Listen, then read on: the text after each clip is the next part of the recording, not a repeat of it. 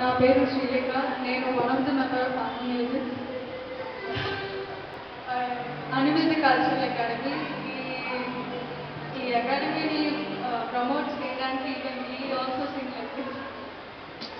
నేను ఇప్పుడు పాడబోయే పాట సత్యం శివం సుందరం మూవీ నుంచి సత్యం శివం